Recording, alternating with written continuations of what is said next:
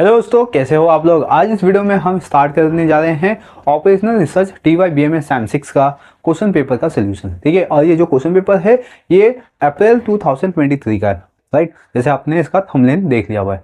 Okay, तो यहाँ पे आज जो हम स्टार्ट करेंगे वो होगा question number 3A and 3B। ठीक है, तो अब तक के जितने भी क्वेश्चन नंबर 1 से लेके क्वेश्चन नंबर 2 के C एंड D पार्ट तक हमने कवर कर लिया है। अभी तक आपने वो वीडियो नहीं देखा हुआ है तो आप उसका लिंक डिस्क्रिप्शन बॉक्स में दिया हुआ है, आप उसको जाके देख सकते हो। और साथ ही साथ आप 2019 अप्रैल और 2019 नवंबर के जो क्वेश्चन पेपर्स है उसके सोल्यूशन के भी वीडियोस देख सकते हो, और साथ ही साथ इसका PDF भी देख सकते हो। ठीक है, मैं इसका लिंक डिस्क्रिप्शन बॉक्स में दे दिया है ताकि आप उसको प्रॉपर तरीके से देख सको, समझ सको। ओके, स्टार्ट करते हैं। आज का जो अपना क्वेश्चन है, क्वेश्चन पेपर QP से लिया जा रहा है। ठीक है, 2023 का अप्रैल पेपर्स का क्वेश्चन है ये। तो यहाँ पे आज जो हम करेंगे वो क्वेश्चन नंबर 3 का A पार्ट है। इसमें आपको नेटवर्क एनालिसिस पार्ट 2 जो आपके ऑपरेशनल रिसर्च के टेक्स्ट बुक से है, ठीक है, उसमें है चैप्टर नंबर 2 से ये जो क्वेश्चन बना हुआ है 8 मार्क्स का क्वेश्चन है टोटल। तो इसमें करना क्या है, आपको एक क्रिटिकल पाथ निकालना है, ठीक है, और आपको नेटवर्क डायग्राम भी बनाना है, और साथ ही साथ आपको बोला गया है इसके अंदर कि आपको प्रोजेक्ट ड्यूरेशन निकालना है। ठीक है, और प्रोजेक्ट ड्यूरेशन भी निकालना है और कॉस्ट भी बताना है आपको इसके अंदर। तो यहाँ पे आप क्वेश्चन देख सकते हो, राइट। आप जो क्वेश्चन पेपर है उसको डाउनलोड कर सकते हो, लिंक मैंने डिस्क्रिप्शन बॉक्स में दे दिया हुआ है। साथ में आप क्वेश्चन भी देखते रहिए, तभी जाके आपको ये नेटवर्क एनालिसिस का कॉन्सेप्ट समझ में आएगा।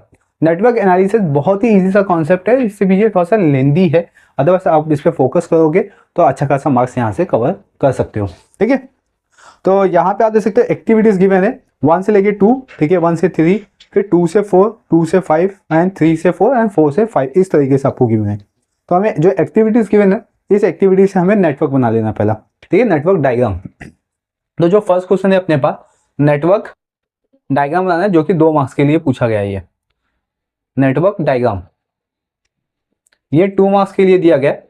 आपको जो एक्टिविटीज दी गई है वहां से स्टार्ट करेंगे। तो यहाँ पे हम सर्कल बना के 1 लिखते हैं, क्योंकि यहाँ पे क्या लिखा है 1 से 2 और 1 से 3 दिया गया है आपको। तो यहाँ पे लेते हैं 1 से 2 और 1 से 3। ठीक है, 1 से 2 और 1 से 3 एरो इस साइड बनाएंगे।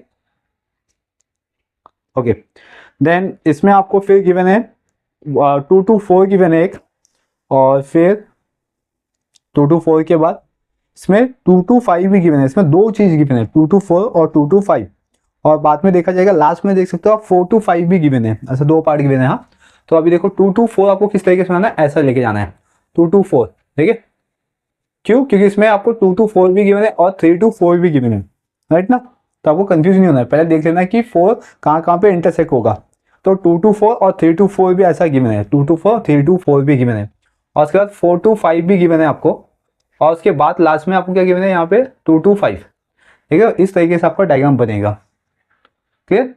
तो इसका हम लोग नेमिंग कर लेते हैं, यहाँ पे A, यहाँ पे B। ठीक है, फिर हमने क्या लिया यहाँ पे, ये 2 to 4, ये C ले लेते और ये D ले लिया हमने। ठीक है, नहीं अभी 2 to 5 पे D है अपना पहला, 2 to 4, फिर 2 to 5, फिर 3 to 4 पे E, और 4 to 5 पे F। इस तरीके से एकदम प्रॉपर ऑर्डर में जाना है आपको। हाँ, अभी आपको इसमें क्या करना है, क्रिटिकल पाथ निकालना है। ठीक है, और ये भी 2 मार्क्स के लिए दिया गया है। तो इसमें आते हैं पॉइंट नंबर 2। यहाँ पे हम क्या फाइंड करेंगे, क्रिटिकल पाथ। अभी पाथ कितना है इसमें देख सकते हो आप, 3 पाथ है। एक तो आपका AD है, फर्स्ट A-D लिया हमने, राइट, और फिर दूसरा क्या है अपने पास इसमें ACF, और तीसरा क्या है BEF, राइट। 3 पाथ मिल गए। 3 पाथ की वैल्यू देखते हैं अभी आप देख सकते हो कि आपको जो टेबल गिवन है क्वेश्चन के अंदर, इसमें नॉर्मल टाइम गिवन है, नॉर्मल कॉस्ट गिवन है, क्रैश टाइम गिवन है, और क्रैश कॉस्ट गिवन है। ठीक है, तो जो नॉर्मल टाइम है इसके अंदर देख सकते हो 8, 4, 2, 10, 5, 3 गिवन है। तो अब इसके अंदर लिखना क्या है, बेसिकली हम ये जो बनाया हुआ है नेटवर्क डायग्राम, इसके अंदर मोस्ट ऑफ दी हम क्या कहते हैं, नॉर्मल टाइम को ही राइट डाउन करते हैं। क्या कहते हैं हम लोग, नॉर्मल टाइम को ही। ठीक है, क्रैश टाइम क्या होता है, जहाँ पे 2 एक्टिविटी क्रैश होती है। अब देख सकते हो यहाँ पे 2 एक्टिविटी क्रैश हो रही है, यहाँ पे 2 एक्टिविटी क्रैश हो रही है। ठीक है, लेकिन ये पूरे डायग्राम के अंदर हम क्या करेंगे, नॉर्मल टाइम को ही कंसिडर करेंगे। ठीक है, तो इसमें 1 2 पे कितना दिया हुआ है, 8 दिया हुआ है, 1 3 पे 4 है, राइट। 2 to 4 है यहाँ पे, तो इस पे 2 दिया गया।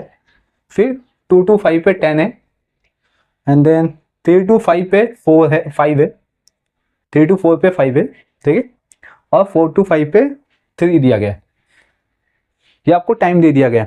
चलो अभी AD पे देखो कितना है, A और D, यहाँ पे 8 और 10 है, सिर्फ 8 + 10 कितना होता है 18 डेज, ये जो भी दिया गया है ये सब आपको डेज में दिया गया।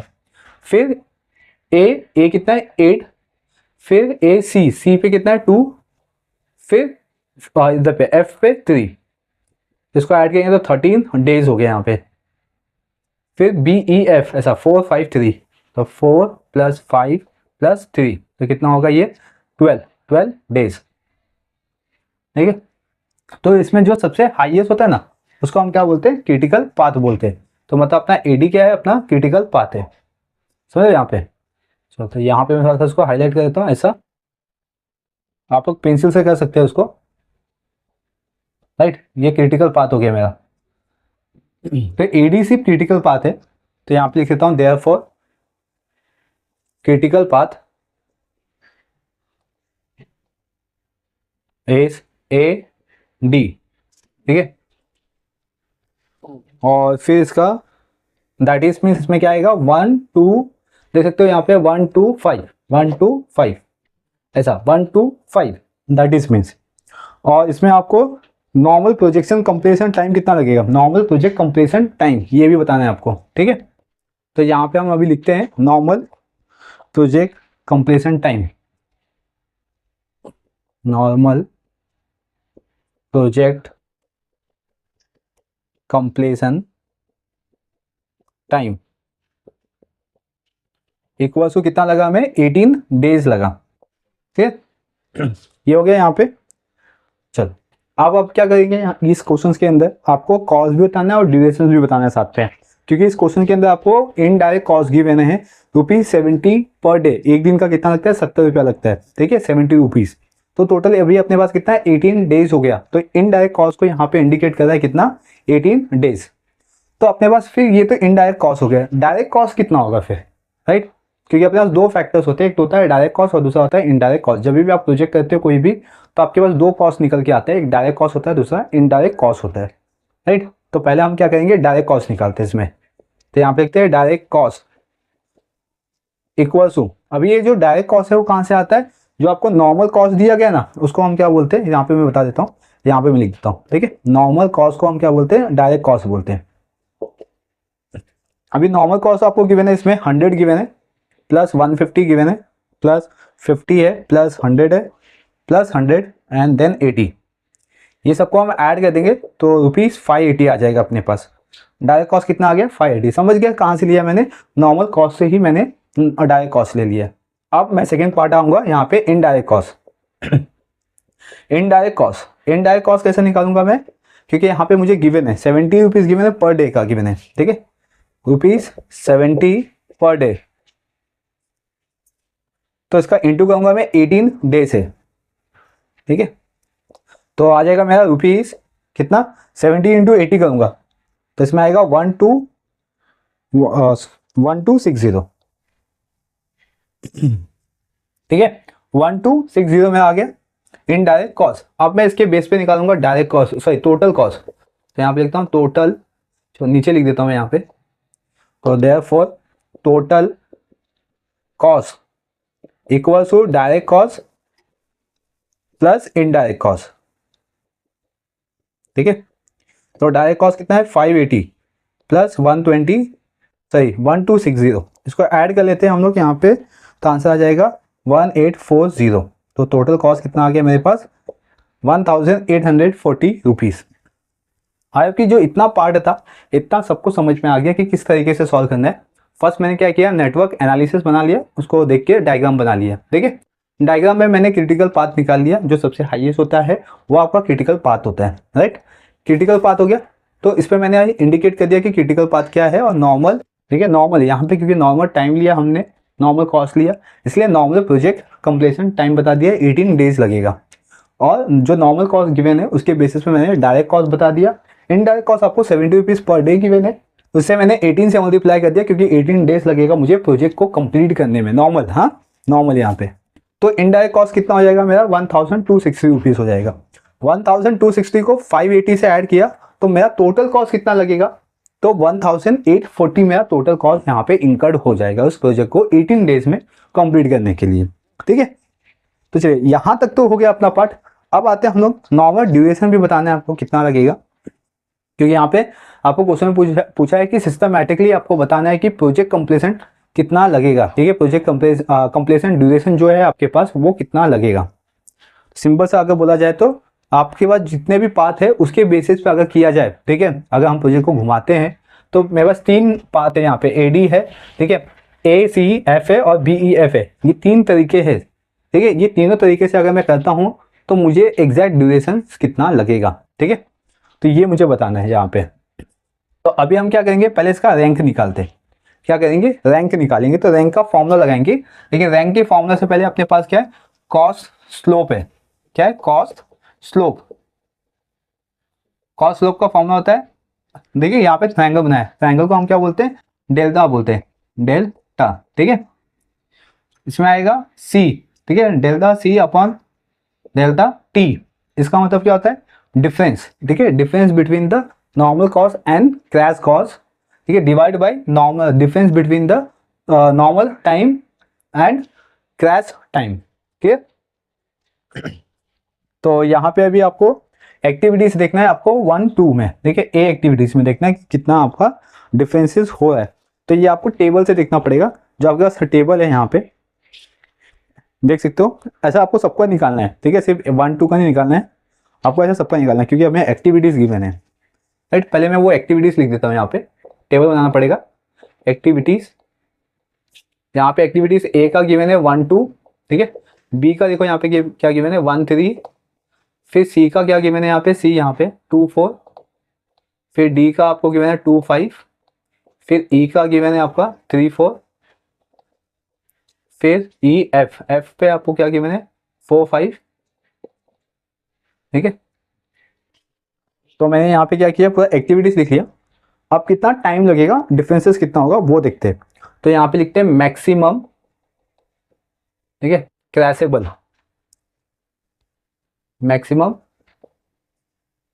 क्रैशेबल टाइम या लिमिट या डेज।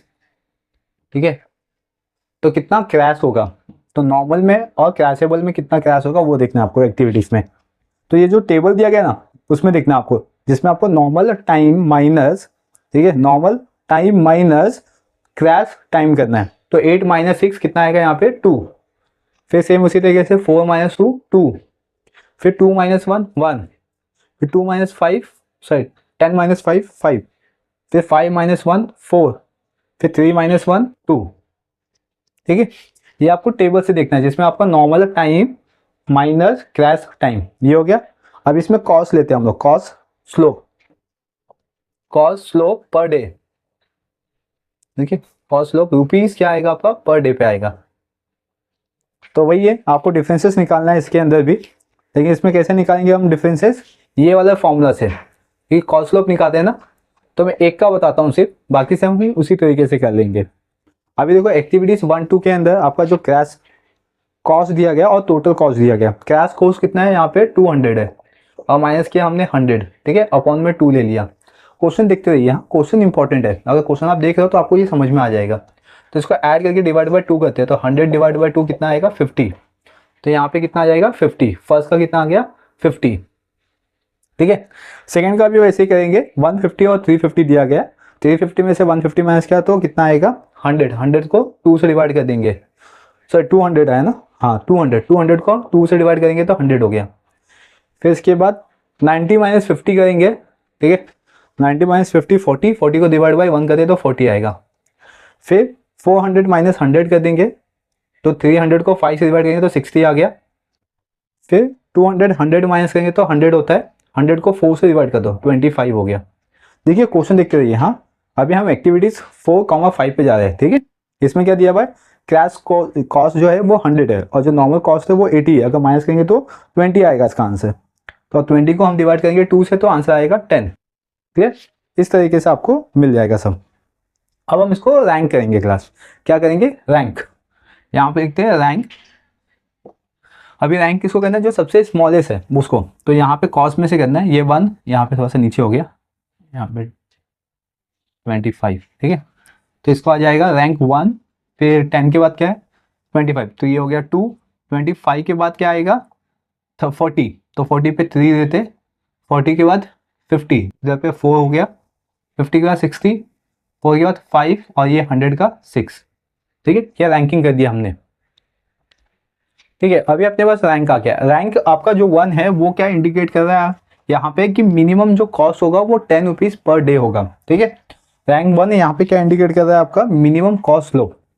तो यहाँ पे लिखेंगे हम लोग देयरफॉर मिनिमम कॉस्ट स्लोप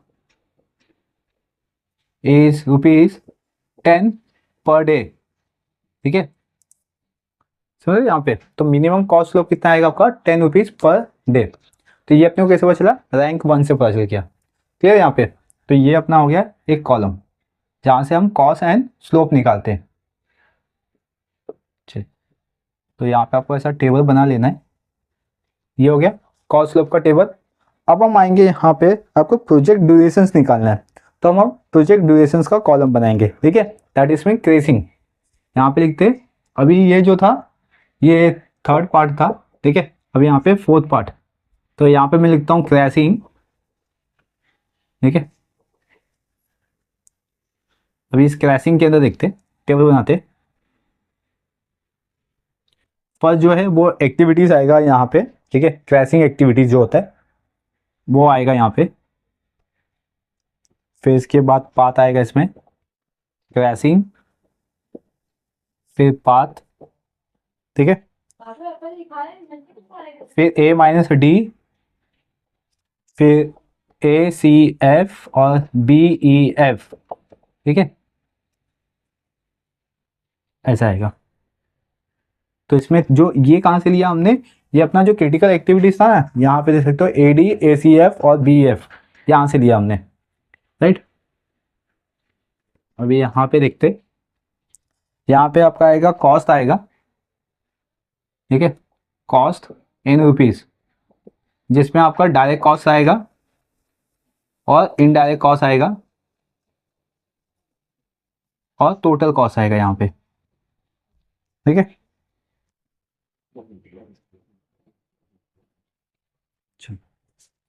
तो ऐसा आपका एक कॉलम बन जाएगा। अब इसके अंदर हम लोग क्रैशिंग प्रोजेक्ट ड्यूरेशन निकालेंगे। तो सबसे फर्स्ट वन हम बिफोर क्रैशिंग निकालते हैं। यहाँ पे लिखेंगे बिफोर क्रैशिंग। ठीक है,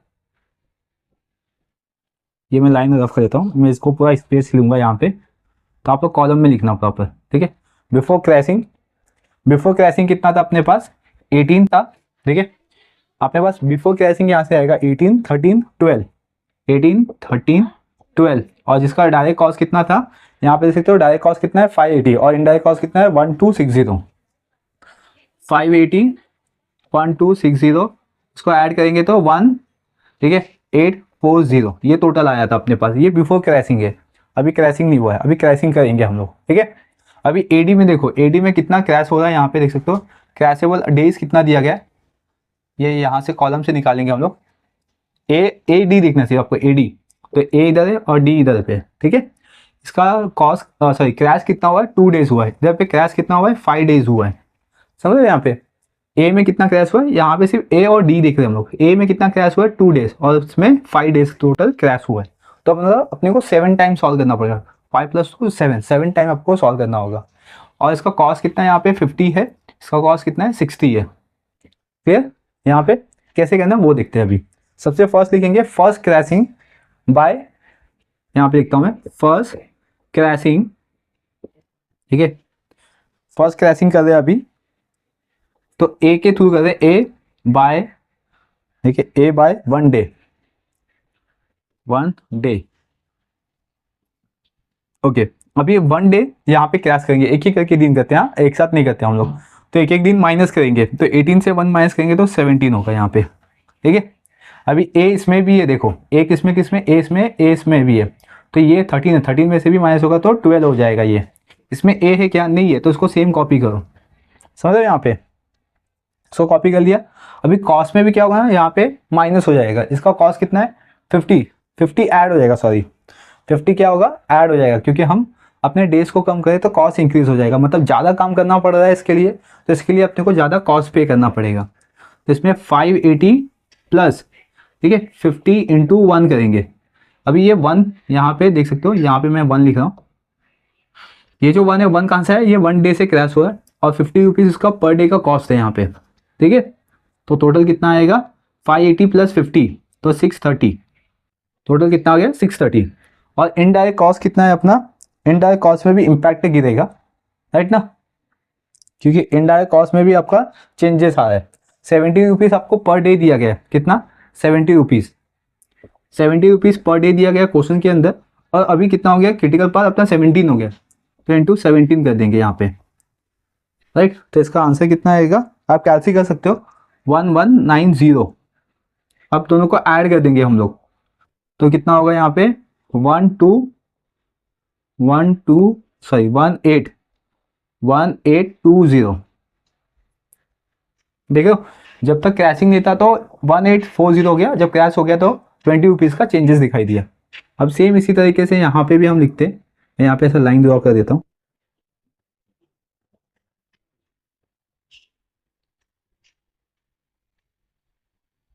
ओके, अभी हम लोग आएंगे यहाँ पे सेकेंड क्रैशिंग, ठीक है, second crashing A by second day, ठीक है।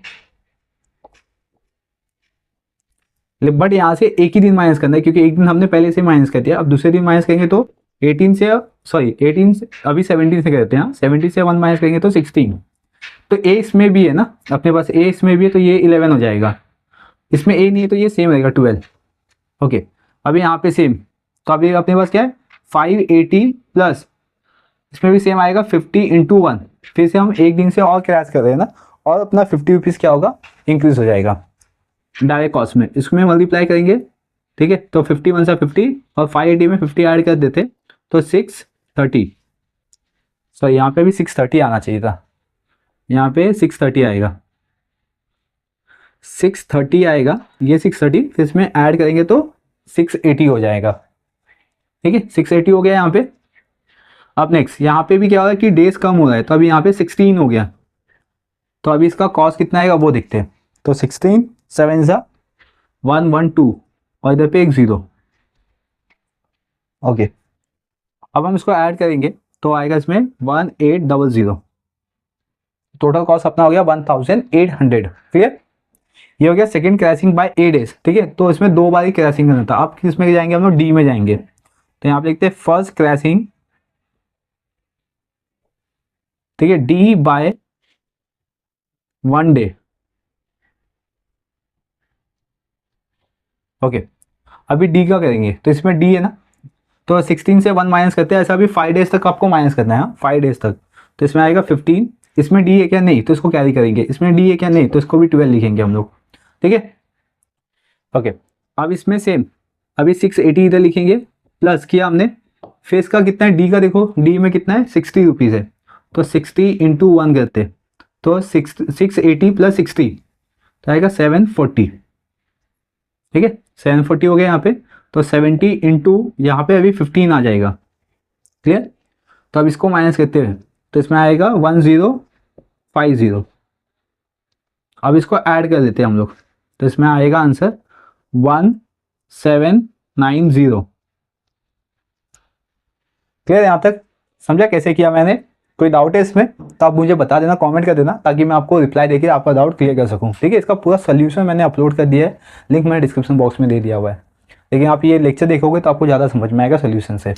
अभी यहाँ पे डी में 5 डेज जाना है अपने को, तो 1 डेज हो गया, मैं अभी ये सब नहीं लिखता हूँ, मैं यहाँ पे डायरेक्टली लिखता हूँ अभी, ठीक है। सेकेंड डे, ये सब अभी डी का ही कर रहे हैं हम लोग।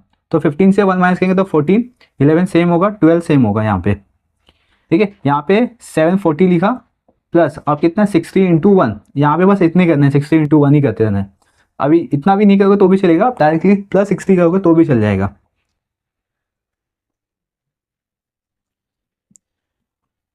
तो अब इसको ऐड करते हैं तो यहाँ पे 800 हो गया, ठीक है। यहाँ पे 70 इंटू 14 हो जाएगा, तो इसमें आंसर आएगा 980, ठीक है। अब इसको ऐड करते हैं, इसमें आएगा 1780। अभी इसमें 10 का डिफरेंसेस आ रहा है। अभी थर्ड थर्ड डेज, ठीक है, थर्ड डे में अभी क्या आएगा, यहाँ पे 14 का हो गया 13, और यहाँ पे 11, यहाँ पे 12। क्लियर। अभी इसमें 60 रुपीज़ और ऐड कर दो, मतलब 800 है प्लस 60 कर दो, तो टोटल कितना आ जाएगा में 860। समझे ना, अभी 60 कैसे आ रहा है यहाँ पे, और इसमें 1 डेज कम हो जाएगा, मतलब 70 × 13 हो जाएगा, तो दैट इज में इसमें आएगा 910। ठीक है, अब इसको ऐड करते तो 1770। थर्ड डे हो गया, अभी फोर्थ डे, फिर इसके बाद फिफ्थ डे यहाँ पे, और इधर पे फिफ्थ डे। ठीक, तो अभी इधर पे 13 है, 13 का कितना होगा 12, ये हो गया 11 और ये हो गया 12। चलो, तो अब इसको करते सॉल्व, तो इसमें मैं 860 प्लस 60 करता हूँ, तो ना कितना आएगा 920। देखो अपना डायरेक्ट कॉस्ट इंक्रीज होते जाएगा, इनडायरेक्ट जो कॉस्ट है ना, ठीक है, वो डिक्रीज होते जाएगा। इसमें आएगा 70 × 12, राइट, तो इसमें आएगा 840। इसको ऐड कर देंगे तो इसमें 10 रुपीज़ कम करते हैं 1760। ठीक है, 60 में थे तो 10 रुपीज़ कम कर देते, 50 में थे तो 20 रुपीज़ कम कर देते यहाँ पे। अभी फिफ्थ डे में देखते हैं, यहाँ पे 12 हो गया, 11 हो जाएगा, ठीक है, यहाँ पे 11 हो गया। क्लियर। देन अब यहाँ पे देख सकते हो कि जो एडी है ना, यहाँ पे मैं डायग्राम से समझाता हूँ, ये पार्ट आपका इंपॉर्टेंट है। ये जो एडी है, यहाँ पे एडी देखो, ये जो एडी है, ठीक है, 25 है ना, 25 है, ये क्रैश हो रहा है यहाँ पे, 25 से क्या क्रैश हो रहा है, 45 क्रैश हो रहा है। देखो यहाँ पे दो एक्टिविटीज एक साथ क्या होगी, क्रैश होगी, तो दैट इज में अपना एडी पे तो इस मतलब आपका डी पे तो आपको इम्पैक्ट होगा, लेकिन साथ साथ क्या होगा, एफ पे भी इम्पैक्ट होगा। ठीक है, तो मतलब मैं जो डी पे तो इम्पैक्ट दिखाई दे रहा हूँ, -1 कर रहा हूँ, तो मुझे यहाँ पे एफ में, एफ यहाँ पे भी है, एफ यहाँ पे भी है। ठीक है, लेकिन कौन सा एफ लेना है आपको, यहाँ पे देख सकते हो ई एफ से जा रहा है अपना, क्या जा रहा है, ई एफ से, सी एफ से नहीं जा रहा है, हाँ ई एफ से जा रहा है यहाँ पे। तो मतलब ये जो थर्ड वाला एक्टिविटीज है ना, इस पे आपको 1 माइनस करना पड़ेगा। तो यहाँ पे जो 12 है, 12 से 1 माइनस करेंगे तो 11 आ जाएगा। क्लियर, समझा यहाँ पे कैसे हो रहा है, क्योंकि ये जो लास्ट में ना, ये जो पार्ट है, ये पार्ट और ये पार्ट क्या हो रहा है, पूरा एक साथ क्रैश हो रहा है। तो यहाँ पे आप बोलोगे सर यहाँ पे भी तो एफ है, सी एफ, तो ऐसा सी जो है ना, वो कहाँ पे क्रैश हो रहा है, यहाँ पे फोर्थ पे, बट अपने को फोर्थ वाला नहीं चाहिए, अपने को 5 वाला चाहिए। क्यों, क्योंकि यहाँ पे डी है, तो डी और एफ ये जो दो पार्ट है ना, ये दोनों एक साथ क्रैश हो रहे हैं। तो ये कौन सा पार्ट है, ये बी ई एफ, क्योंकि ये सीधा ऐसा जा रहा है। ठीक है, ये ऐसा क्रैश होके फिर आगे जा रहा है, तो इसलिए हम लोग ए सी एफ पे कोई भी इंपैक्ट नहीं दिखाएंगे, हम कहाँ पे इंपैक्ट दिखाई देंगे, बी ई एफ पे। ठीक है, बी ई एफ पे। क्लियर यहाँ पे।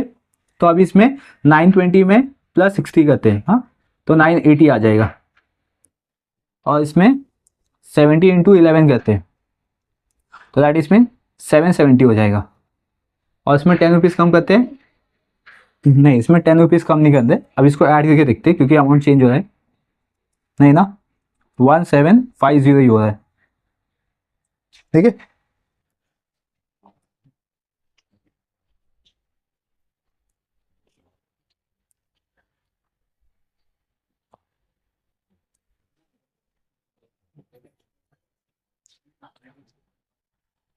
नहीं एक सेकेंड, इसके अंदर क्या हो रहा है ना कि क्रैश हो रहा है, एक्चुअली दो एक्टिविटीज एक साथ क्रैश हो रही है, तो मिनिमम कॉस्ट स्लोप लेके जाएंगे हम लोग, क्योंकि इसमें एफ भी जा रहा है ना अपना, ये जो एफ पार्ट है ना वो भी जा रहा है, तो एफ पार्ट का कितना है 10 है यहाँ पे, तो एक्चुअली इसमें 10 रुपीज़ और प्लस होगा। ठीक है, प्लस कितना होगा, और 10 होगा इसमें, क्योंकि इसमें 60 और 10 ये दोनों को लेंगे हम लोग, तो इसमें कितना होगा 990।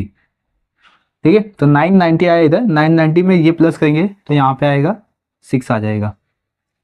तो देखो एक बार जो अपना क्रैश हो गया ना, यहाँ पे जो क्रैश हो रहा है, तो यहाँ पे देख सकते हो ये दोनों कॉस्ट इक्वल हो गया। अब इसके बाद जाएंगे ना तो कॉस्ट अपना इंक्रीज होते जाएगा, क्या होते जाएगा, अपना जो कॉस्ट है ना वो इंक्रीज होते ही जाएगा इसके बाद से। तो ये अपने को बेसिकली कैसे करना था, समझ गया। यहाँ पे जो मिनिमम क्रैश है टाइम है, तो इधर 2 लिया हमने और 5 लिया हमने। जब भी हम लोग यहाँ पे जा रहे हैं तो डी पे, तो डी पे जो है वो एफ के साथ यहाँ पे क्रैश हो रहा है, इसलिए हमने ये जो थर्ड एक्टिविटी है आपको देखना है, डायग्राम देखना है, यहाँ पे डायग्राम इंपॉर्टेंट है। यहाँ पे जो काम किया है वो डायग्राम ने काम किया हुआ है, इसलिए आपको दोनों देखना है। ठीक है, बच्चे क्या करते हैं यहाँ पे ऐसा माइनस करते करते जाते हैं और फिर इसका आंसर कुछ और ही आता है, तो ये आपको ध्यान देना है, ज़्यादा हार्ड नहीं है, ईजी है। ठीक है, और आपको टेंशन लेने की जरूरत नहीं है। आप ये जो पेपर सोल्यूशन उसको देख लीजिए। मैं बहुत ही जल्द यहाँ पे नेटवर्क एनालिसिस जो चैप्टर्स है इसके जो तीनों पार्ट है वो मैं अपलोड कर दूंगा, ठीक है, क्योंकि बच्चे लोग का कमेंट भी आता है सर नेटवर्क एनालिसिस पे वीडियो बनाइए। ठीक है, मैंने नेटवर्क एनालिसिस पे अभी तक वीडियो नहीं बनाया, बाकी सब चैप्टर्स पूरा सिलेबस मैंने कवर किया हुआ है। ठीक है, बहुत ही जल्दी मैं ये अपलोड कर दूंगा। तो आई थिंक ये आपको कॉन्सेप्ट समझ में आ गया होगा अगर आपने ध्यान से देखा है तो। क्लियर? तो ये आ गया अपना। तो अपने को ड्यूरेशन कितना लगेगा टोटल सबको इक्वल करने के लिए, ठीक है, सबको इक्वल करने के लिए देख सकते हो AD 11 डेज में, ACF 11 है, BEF 11 है। अगर मैं तीनों पाथ से जाता हूँ तो जो 11 डेज है मेरे पास, ठीक है, वो सबके लिए सेम है, सबके लिए सेम है। तीनों एक्टिविटीज़ के लिए मेरे पास क्या सेम है। 11 डेज में मैं तीनों एक्टिविटीज़ को कंप्लीट कर सकता हूँ जिसका कॉस्ट मैं बेयर करूँगा 1760। ठीक है, इसके ऊपर आऊँगा तो मुझे 12 डेज लगेगा किसमें, AD में और BEF में, ठीक है, और ACF 11 डेज में ही रहेगा। तो भी मेरा कॉस्ट यहाँ पे सेम रहेगा, कितना 1760 का। ओके, तो मुझे यहाँ पे ऑप्टिमल प्रोजेक्ट कॉस्ट मिल चुका है। तो इसका जो सोल्यूशन मैं यहाँ पे लिखता हूँ,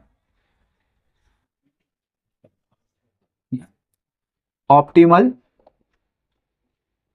project cost, optimal project cost कितना है यहाँ पे लिखता हूँ ₹1760। ठीक है, एंड देन मुझे ऑप्टिमल प्रोजेक्ट कंप्लीशन टाइम कितना लगेगा वो लिखता हूं मैं। ऑप्टिमल प्रोजेक्ट कंप्लीशन टाइम वो कितना लगा, 11 डेज लगा। ठीक है, क्लियर? यहाँ पे ये जो ऑप्टिमल प्रोजेक्ट कंप्लीशन टाइम है इसको मैं क्या बोलूंगा, मिनिमम प्रोजेक्ट कंप्लीशन टाइम भी बोलूंगा। ठीक है, तो यहाँ पे लिखता हूं minimum project completion time equal to कितना है, 11 डेज। फिर ये स्टेटमेंट आपको देना पड़ेगा तो जाके आपका पूरा ये सोल्यूशन कंप्लीट हो जाएगा। राइट, इतना सा जो पार्ट है ना ये देख लो आप, ये आपको 4 मार्क्स के लिए दिया गया पेपर 2023 अप्रैल के अंदर।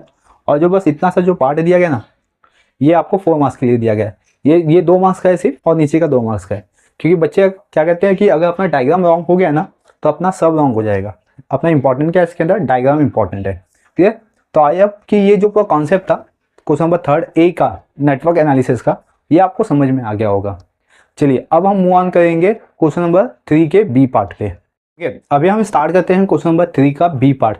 और ये जो पार्ट दिया गया है यानी कि जो क्वेश्चंस दिया गया है ये आपको बहुत ही इजी मेथड का दिया गया है, जो कि ये 7 मार्क्स के लिए क्वेश्चन दिया गया है और ये ट्रांसपोर्टेशन चैप्टर में से दिया गया।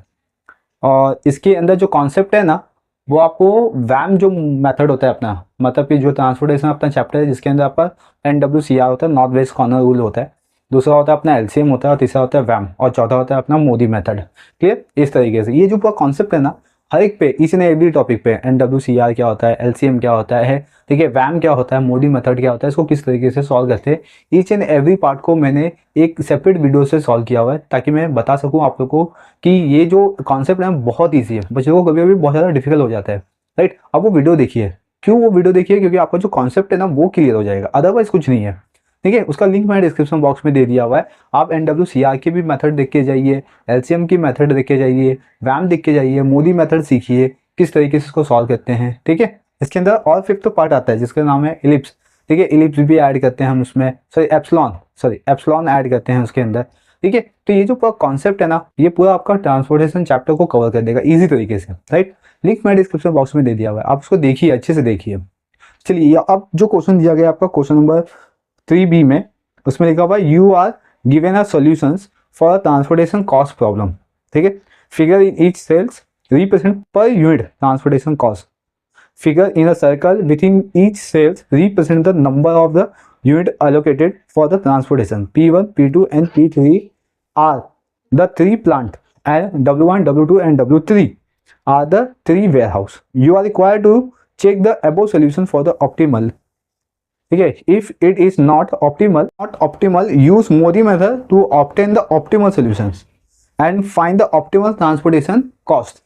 ठीक है, तो यहाँ पे आपको एलोकेट करके दे दिया गया है सिंपल सा। अब आपको क्या करना है, इसको बताना है कि ये प्रॉपर तरीके से है या नहीं है, मतलब कि इसमें रीम कंडीशन जो है वो सेटिस्फाई होगा या नहीं होगा। और ऑब्वियसली 7 मार्क्स का क्वेश्चन है, याद रखिए कि इसमें मोदी मेथड आएगा, क्योंकि इन्होंने वैम करके दे दिया, अब कुछ बचा नहीं है सॉल्व करने के लिए, सिर्फ आपको 7 मार्क्स के लिए रीम कंडीशन करने के लिए नहीं देंगे, ठीक है। तो इसमें मोदी मेथड कंपलसरी आएगा ही, इतना याद रख लीजिए। चलिए अब मैं इसका सोल्यूशन देखते हैं। ओके, अब रीम कंडीशन कैसे सॉल्व करते हैं ये देखते हैं, ठीक है। तो यहाँ पे हम लिखेंगे रीम कंडीशन, ठीक है, रीम कंडीशन। सेकेंड, अब रीम कंडीशन हम कैसे चेक करते हैं, इसका फॉर्मूला होता है, ठीक है। अगर आपने मेरा लेक्चर देखा होगा तो उसमें मैंने बताया कि रीम कंडीशन किस तरीके से आता है। तो m plus n minus 1 equals to number of, ठीक है, एलोकेशंस, नंबर ऑफ एलोकेशंस, इस तरीके से। m क्या होता है अपना, रो होता है, ठीक है, रो मतलब ऐसा, ये रो है अपना और ये कॉलम है, ठीक है। तो इसमें 3 रोज है और 3 कॉलम्स है, minus 1 equals to number of allocation कितना है, 1 2 3 4 5, 5 है यहाँ पे। तो ये हो जाएगा 6 6 माइनस 1 5, मतलब 5 इक्वल्स टू 5, यानी कि यहाँ पे जो रीम कंडीशंस है, ठीक है, वो सेटिस्फाई होगा। तो रीम कंडीशन क्या हो गया, सेटिस्फाई, रीम कंडीशन इज सेटिस्फाइड, राइट। तो इसमें क्या आएगा, नो डीजेनरेसी, डीजेनरेसी,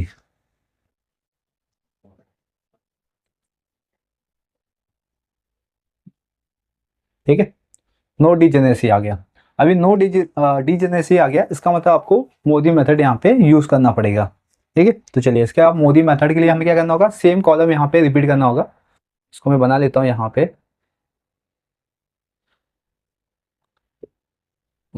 यहाँ पे आएगा वेयर हाउस, यहाँ पे आएगा प्लांट, ठीक है, P1 P2 और P3, और यहाँ पे आएगा डिमांड।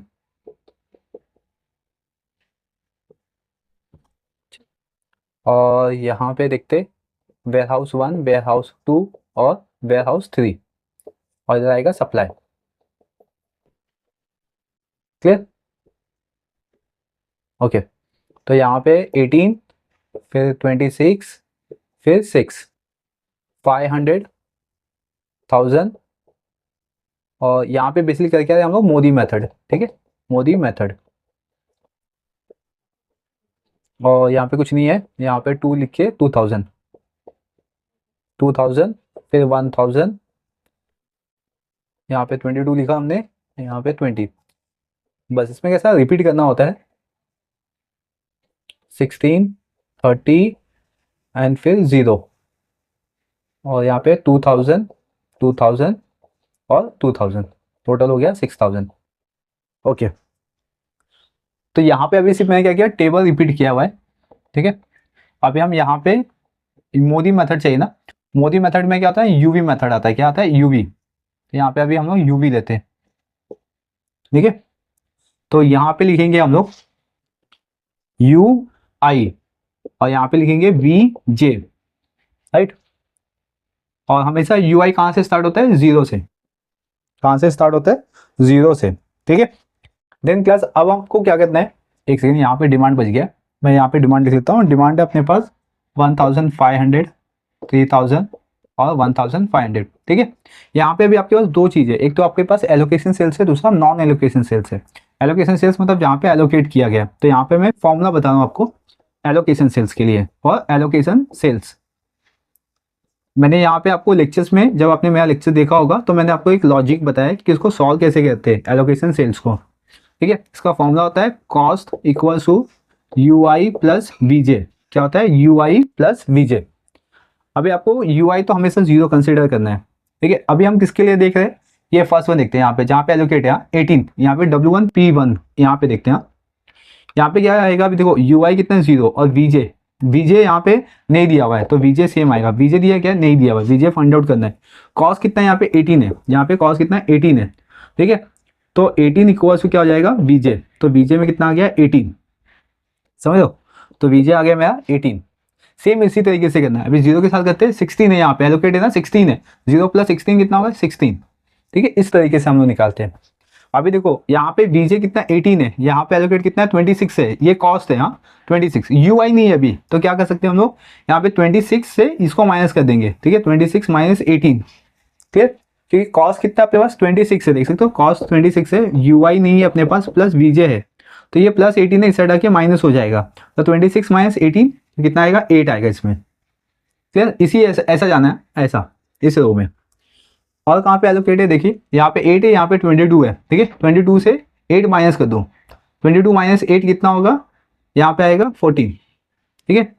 अब यहाँ पे 2 है ना, 2 में से 14 माइनस करो तो माइनस में आएगा -12, ठीक है, कितना आएगा -12 आ गया।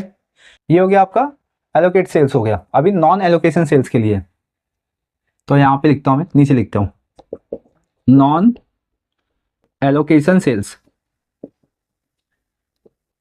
नॉन एलोकेशन सेल्स, इसका फॉर्मूला क्या होता है, delta equal to cost minus, ठीक है, in the bracket u i plus v j, okay. अभी नॉन एलोकेशन सेल्स कहाँ पे देखिए, यहाँ पे यहाँ पे यहाँ पे, ठीक है, जहाँ पे भी आपको दिखाई दे रहा है, तो इसका कॉस्ट देखना है, इसका कॉस्ट कितना है 20, यहाँ पे देख सकते हो 20 है, ठीक है 20 माइनस, फिर यूआई कितना है 0 है, प्लस इसका बीजे देखो, इसका बीजे कितना है 14, तो 0 के साथ करेंगे तो 14 ही होगा यहाँ पे, तो 20 माइनस 14 कितना आएगा, 20 माइनस 14 6, तो यहाँ पे क्या आएगा 6, समझ लो 6 आ गया यहाँ पे।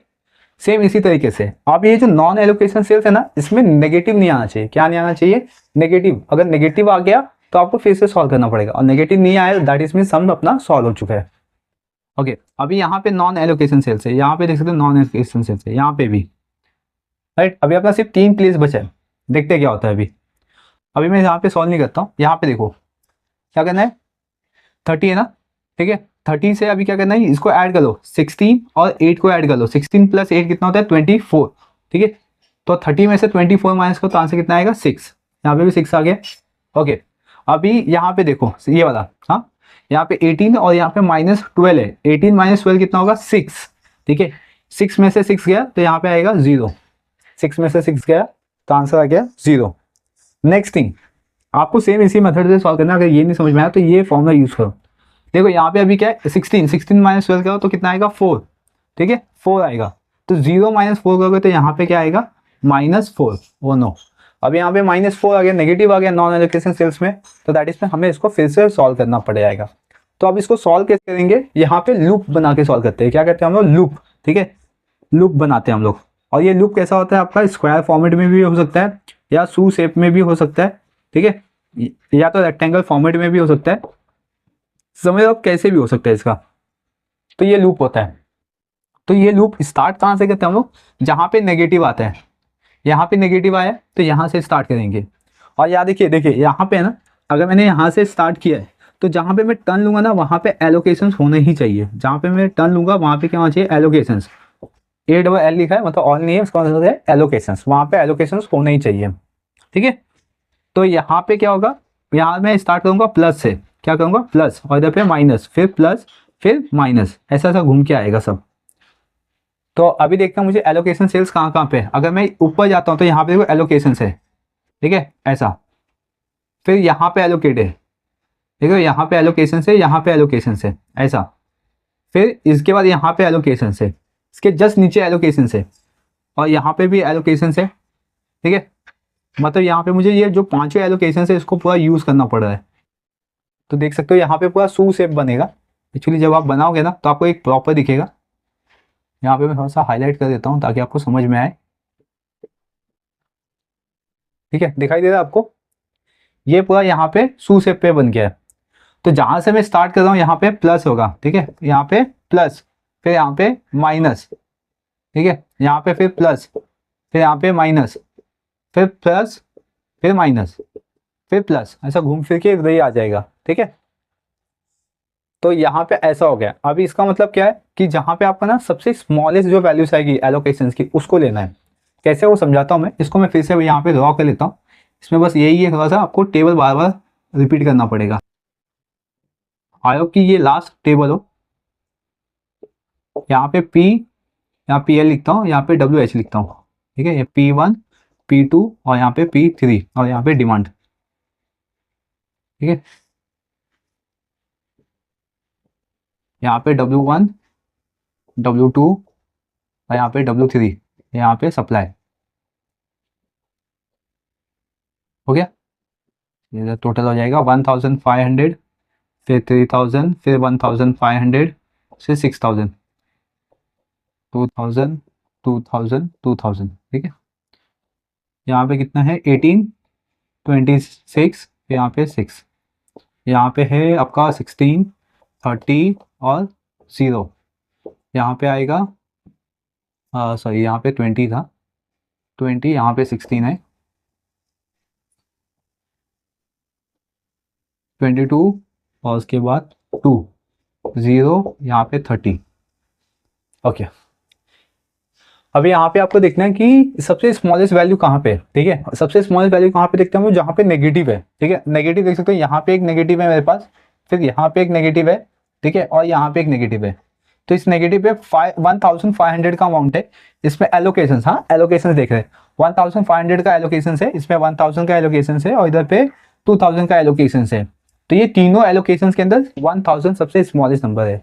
मैं यहाँ पे क्या देख रहा हूँ, जो नेगेटिव वैल्यूज है, ठीक है, जहाँ पे मैंने माइनस किया हुआ है, माइनस में 3 प्लेस पे किया हुआ है। एक यहाँ पे W3 P1 में, फिर इसके बाद आएंगे हम लोग P2 W1 में, फिर इसके बाद आएंगे P3 W2 के अंदर। ठीक है, मतलब 1500, 1000 और 2000।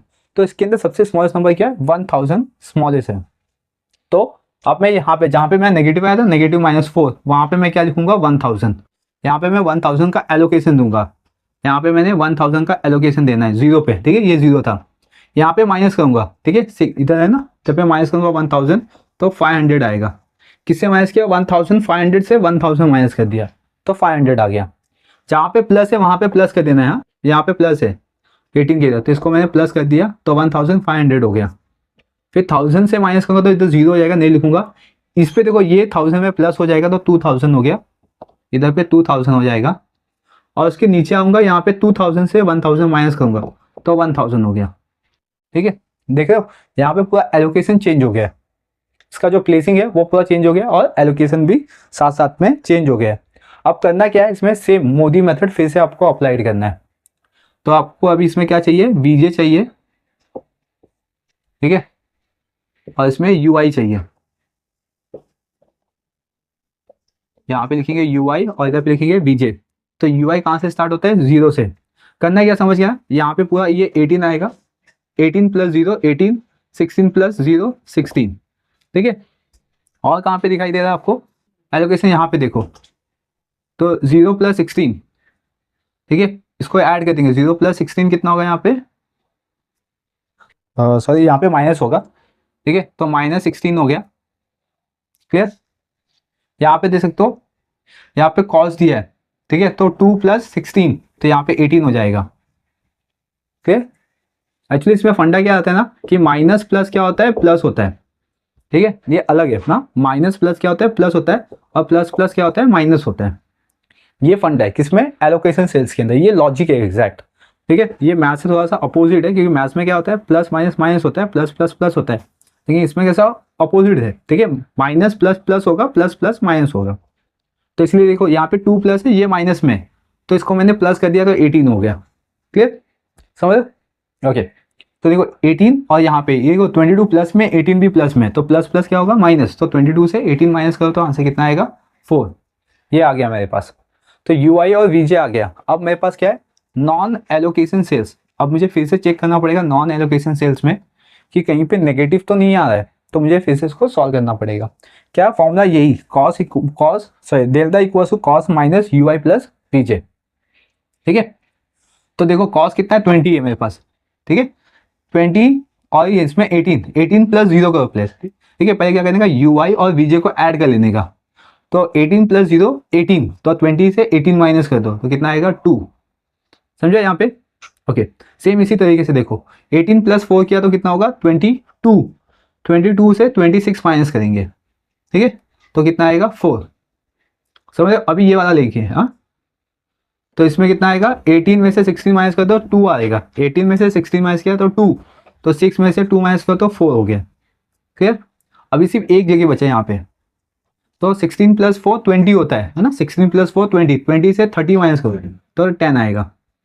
ठीक है, यहाँ पे आपका पूरा पॉजिटिव आ गया है। देखो यहाँ पे जो नॉन एलोकेशन सेल्स है ये पूरा पॉजिटिव हो चुका है, दैट इज में यहाँ पे अपना सोल्यूशन हो गया, कंप्लीट हो गया। हाँ, अभी आपको इसके आगे सिर्फ आपका इसका ऑप्टिमल सोल्यूशन लिखना है बस। मतलब पहले आपको अभी रीम कंडीशन चेक कर लेना है और उसके बाद इसका ऑप्टिमल सोल्यूशन लिख के और टोटल कॉस्ट निकाल के छोड़ देना है। चलो यहाँ पे देखते हैं रीम कंडीशन,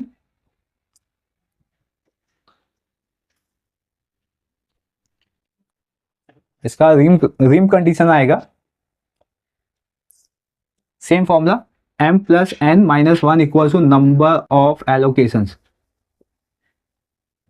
ठीक है, तो m कितना है 3, n कितना है 3 minus one equal to number of allocation कितना है 5, 1 2 3 4 5, तो दैट इज 5 इक्वल्स टू 5, तो therefore rim condition is satisfied. ठीक है, तो इसमें क्या आएगा same non degeneracy, no degeneracy भी लिख सकते हो,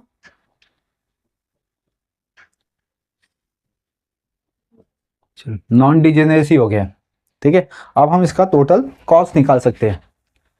तो आप टोटल कॉस्ट कैसे निकालेंगे देखते हैं। टोटल कॉस्ट इक्वल टू, अभी जहाँ पे एलोकेट है वहां से निकालेंगे, ये कॉस्ट को देखिए 18 अपना कॉस्ट है, यहाँ पे जो लिखा है 18 कॉस्ट है 18 और यहाँ पे इंटू 1500, फिर प्लस यहाँ पे 16 इंटू 500, फिर प्लस यहाँ पे देख सकते हो 22 इंटू 2000, फिर प्लस यहाँ पे 2 इंटू 1000, फिर प्लस 0 इंटू 1000।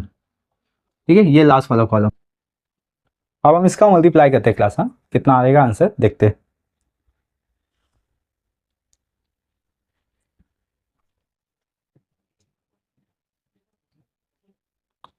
ओके, तो इसका आंसर जो आएगा ना वो होगा ₹3,75,000। ये क्या होगा इसका ऑप्टिमम या ऑप्टिमल प्रॉफिट। ठीक है, तो इस तरीके से हम ये क्वेश्चन को सॉल्व कर सकते हैं, जो कि आपके पेपर में ये 7 मार्क्स के लिए पूछा गया था, राइट। तो ये जो पार्ट है ना अपना, ये जो वर्किंग का पार्ट है, अगर आपको नहीं समझ में आएगा ना तो आप क्या कर सकते हो, एक कॉन्सेप्ट सॉल्व कर सकते हो, सब मतलब ऑल थिंग्स सॉल्व नहीं करना है इसके अंदर, बिकॉज इतना टाइम नहीं है अपने पास, राइट ना। 75 मार्क्स का पेपर्स है, तो अगर मैंने इसमें पूरा टाइम दे दिया तो 2.5 आवर पूरा निकल जाएगा। तो मुझे क्या करना है, अगर मुझे चाहिए मेरे मतलब खुद के लिए चाहिए, तो हम इतना सा पार्ट कर सकते हैं खुद के लिए, अदरवाइज इसकी कोई नीड ही नहीं है सोल्यूशंस के अंदर। मतलब आप इसको शो करो या नहीं करो तो भी चल जाएगा। ठीक है, इस पर कोई मार्क्स नहीं है। आपका जो मेन पार्ट था वो ये टेबल है, इसके बाद जो रीम कंडीशन है उसको सेटिस्फाई करके नो डिजेनेसी दिखाना है। इसके बाद आपको मोदी मेथड पे जाना है, और कंपलसरी मोदी मेथड जानी ही है। मोदी मेथड ये इसमें लूप लिया हमने, क्योंकि नॉन एलोकेशन सेल्स में आपका नेगेटिव वैल्यू आएगा, यहाँ पे नेगेटिव वैल्यू आएगा ही। ठीक है, इसके बाद फिर आपका ये रिम कंडीशन सेटिस्फाई हो जाएगा, जहाँ पे आपको नो डिजेनेसी मिलेगा, लेकिन यहाँ पे जो नॉन एलोकेशन सेल्स है ना वहाँ पे नेगेटिव नहीं मिलेगा। जब आपको नेगेटिव नहीं मिलेगा तो दैट इज मीन्स यहाँ पे आपका सम से ये कंप्लीट हो जाएगा। क्लियर। तो बेसिकली ये जो था ये क्वेश्चन नंबर 3 का बी पार्ट था। आई होप क्लास की ये जो क्वेश्चन नंबर 3 का ए और जो बी पार्ट है ये आपको समझ में आ गया होगा। नेटवर्क एनालिसिस था और ये ट्रांसपोर्टेशन सम्स था। ठीक है, अब हम नेक्स्ट वीडियो में स्टार्ट करेंगे क्वेश्चन नंबर 3 का C and D part. I hope कि ये पूरा क्वेश्चन आपको समझ में आ गया होगा। बने रहिए चैनल पे, चैनल को सब्सक्राइब कर लीजिए, बेल आइकन प्रेस कर लीजिए, ताकि आपको इसी तरीके के अपडेट मिलते रहेंगे। Thank you for watching.